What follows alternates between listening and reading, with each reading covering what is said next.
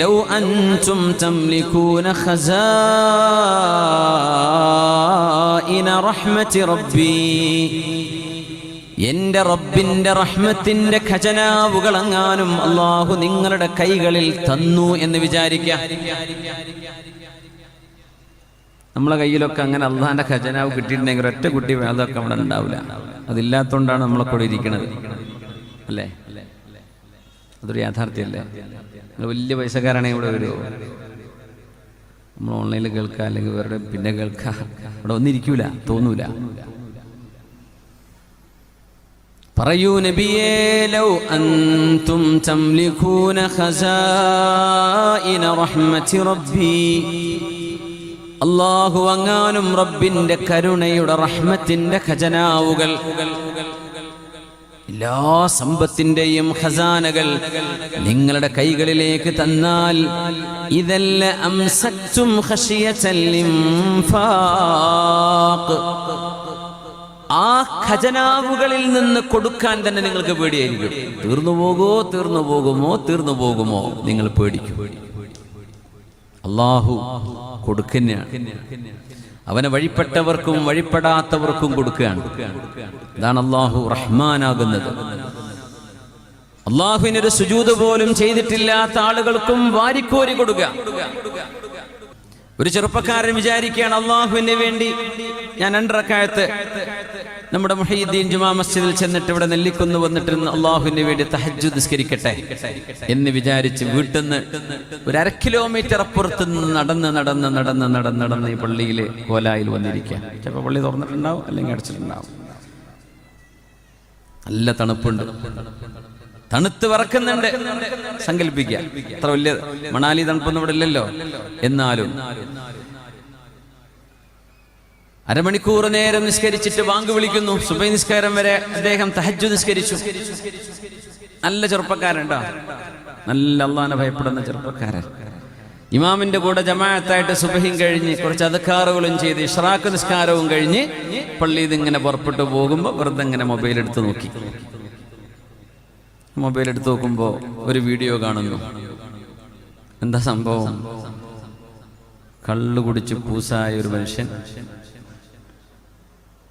$100 ഒരു പബ്ബിലെ വേശ്യാ പെണ്ണിന്റെ മീതങ്ങനെ എറിഞ്ഞു കൊടുത്തുകൊണ്ടിരിക്കുക. അങ്ങനെ $1 മില്യൺ ഒരൊറ്റ സിറ്റിങ്ങിൽ ഇവൻ എറിഞ്ഞിട്ടുണ്ട്. അതിന്റെ വീഡിയോ വേണമെങ്കിൽ പിടിച്ചോ, അതല്ല അതിന്റെ അർത്ഥം. ജനങ്ങളുടെ മുമ്പിലാണ് ഇയാളിത് ചെയ്യുന്നത്.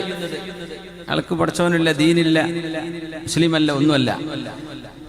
മദ്യപിച്ച് വ്യഭിചാരം നടക്കുന്ന സ്ഥലത്ത്, മദ്യപാനം നടക്കുന്ന സ്ഥലത്ത് വന്നിട്ട് ഈ വേശ്യപ്പെണ്ണുങ്ങളുടെ ദേഹത്തേക്ക് പൈസ എറിഞ്ഞു കൊടുക്കുക. $100 ഇങ്ങനെ കുമിഞ്ഞുകൂടി നിൽക്കുകയാണ്. ഈ സാധു റബ്ബേ, ഈ തണുപ്പത്ത് ഞാൻ ഈ പള്ളിക്ക് വന്നിട്ട് നയാ പൈസ എൻ്റെ കയ്യിലില്ല. എന്താ പടച്ചോനെ ഇതൊക്കെ? ഞാൻ ജോലിയില്ലാതെ നടക്കാൻ തുടങ്ങിയിട്ട് കാലം കുറയില്ലേ റബ്ബേ, നീ എന്താണ് ഈ കാണിക്കുന്നത് പടച്ചോനെ?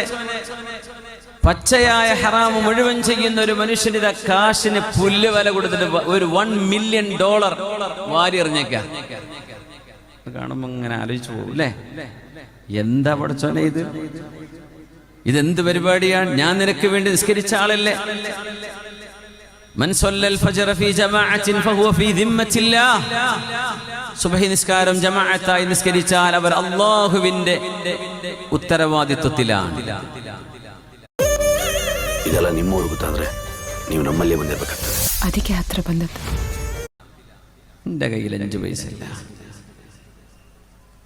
ഇതാണ് ലോകം. മദീനയിലെ തെരുവിലൂടെ അഷ്റഫുൽ ഖൽഖ് സ്വല്ലല്ലാഹു അലൈഹി വസല്ലം സ്വഹാബത്തുമായി കടന്നു പോകുമ്പോൾ ചത്തുകിടക്കുന്ന ഒരു കഴുതയുണ്ട് അവിടെ. അതിന്റെ ചെവി മുറിക്കപ്പെട്ടിട്ടുണ്ട്, ചത്തുകിടക്കുക. വയറ് വീർത്തിട്ടുണ്ട്. കൂടെയുള്ള സ്വഹാബിമാരെ നിർത്തിയിട്ട് അല്ലാഹുവിന്റെ റസൂല് പറഞ്ഞു സ്വല്ലല്ലാഹു അലൈഹി വസല്ലം, സ്വഹാബിമാരെ, അയ്യുക്കും യശ്തരീഹാ ബിദിർഹമിൻ, 1 ദിർഹമിന് ഈ ചത്തുകിടക്കുന്ന ഈ മൃഗത്തെ ആരെങ്കിലും വാങ്ങിക്കാൻ തയ്യാറുണ്ടോ നിങ്ങളിൽ? പൊന്നാര നബിയെ, ജീവിച്ചിരിക്കുകയാണെങ്കിൽ തന്നെ ഈ ചെവിയില്ലാത്ത കഴുതയാര് വാങ്ങിക്കാനാ? പിന്നെ അത് ചത്തിട്ടതിന്റെ വയറ് പൊങ്ങി വന്നിട്ടുണ്ട്, ആര് വാങ്ങിക്കും നബിയെ? ആർക്ക് വേണം ഇതിനെ? കൊണ്ടുപോയി കുഴിച്ചിടാൻ വേണ്ടി ഒരു 10 ദിർഹം, പിന്നെ 1 ദിർഹമിന് വാങ്ങിക്കുന്നതിന്. എന്നാൽ അറിയണേ, പൈസ പൈസ എന്ന് വിചാരിച്ച് നിങ്ങൾ ഓടുന്ന ഈ പൈസക്ക് അള്ളാഹു ഈ ചത്തുകിടക്കുന്ന, ഈ ശവമായി കിടക്കുന്ന കഴുതയുടെ വില പോലും അള്ളാഹു കൊടുത്തിട്ടില്ല.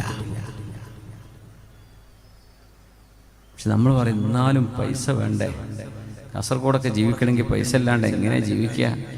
കാശെന്നെ വേണ്ടേ കാശിന് എന്ന് നമ്മുടെ മനസ്സിൽ ഇങ്ങനെ പറയുന്നുണ്ടല്ലേ. അതിനേക്കാളൊക്കെ വലുതെന്താണെന്നറിയോ? അള്ളാഹുവിനോട് ചോദിക്കണം ദാരിദ്ര്യമില്ലാതെ ജീവിക്കാൻ. അള്ളാഹുവിനോട് ചോദിക്കണം, അല്ലാഹുമ്മ ജഅൽ ഖൂത ആലി മുഹമ്മദിൻ കഫാഫ. ആർക്കും കൊടുക്കാനുമില്ല, ആർക്കും എടുത്തു കൊടുക്കാനും കയ്യിലില്ല, അവനവന്റെ കാര്യങ്ങളൊക്കെ നടന്നു പോകുന്നുണ്ട്. അത്രയായി കിട്ടിയാൽ തന്നെ വലിയ ഭാഗ്യമാണ്. പിന്നെ ഖൽബിലേക്ക് അള്ളാഹുവിനെ കുറിച്ചുള്ളൊരു പ്രകാശവും അള്ളാഹുവിനെ കുറിച്ചുള്ള ഒരു സ്നേഹവും ഒരു നൂറും ഖൽബിലേക്ക് ലഭിച്ചു കഴിഞ്ഞാൽ ഈ ലോകത്ത് ലഭിക്കേണ്ട ഏറ്റവും വലിയ സമ്പാദ്യം റബ്ബിനെ കുറിച്ചുള്ള ഈ അറിവാണ്. അല്ലാത്തതൊക്കെ നിസ്സാരമാണ് എന്ന് മുഅ്മിനീങ്ങൾ മനസ്സിലാക്കണം.